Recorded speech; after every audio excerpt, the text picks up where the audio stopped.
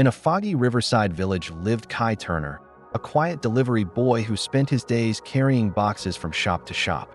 People barely noticed him, and honestly, Kai preferred it that way.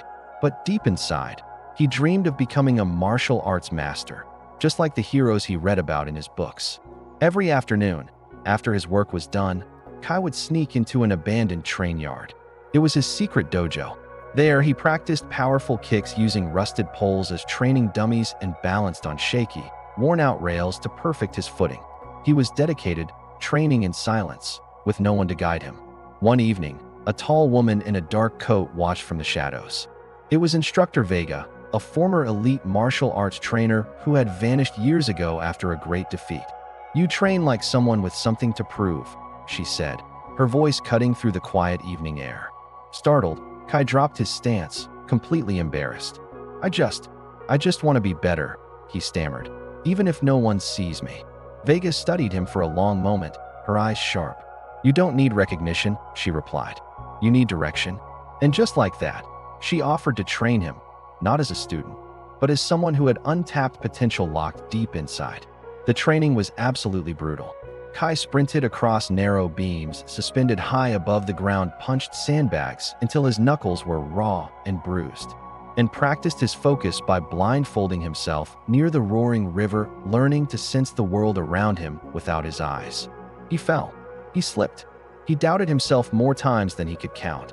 But no matter how hard it got, he always returned the next day, ready for more. He was driven by a quiet, unshakable resolve.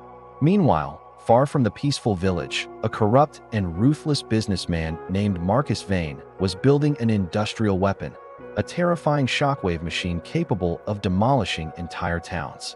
His plan was simple: force people off their land so he could begin his destructive mining operations. When Vane finally set his sights on Kai's village, the council sent out desperate messages for help.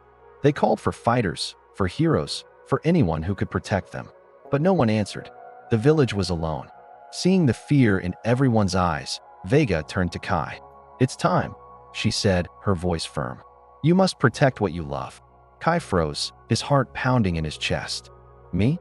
But I'm just a delivery boy." "No," Vega said, her gaze unwavering. "You're someone who never gives up. That is what makes you a warrior." As Vane's armored vehicles rolled toward the village, giant dust clouds spread across the fields. The villagers ran for shelter, their faces filled with terror. But Kai stepped forward, standing alone against the oncoming army. His heart was hammering, and his legs were shaking, but he stood his ground. Marcus Vane smirked from his lead vehicle. "You think a boy with old boots can stop my machines?" he mocked. Kai didn't answer. He simply tightened his fists, took a deep, centering breath, and prepared himself. The fight erupted. Kai moved like a phantom, dashing between giant metal arms, disabling gears and circuits with precise, powerful strikes. He used everything Vega had taught him: balance, timing, and most importantly, calmness under pressure, to avoid collapsing structures and sweeping robotic arms. Then, Vane activated the shockwave machine. The ground trembled violently, and a deafening hum filled the air. Kai knew he had only one chance. He focused all his energy, all his training, into one decisive jump. He launched himself into the air, landing directly on the machine's control core. With a final, powerful palm strike, he smashed it to pieces. Sparks burst everywhere. The massive machine shuddered and then collapsed into a heap of twisted metal. Vane stumbled back in disbelief as his army, terrified of the boy who stood unbroken, retreated in chaos. The villagers rushed out, lifting Kai onto their shoulders in celebration. He wasn't just a delivery boy anymore. He was their hero. Vega stepped forward, a proud smile on her face.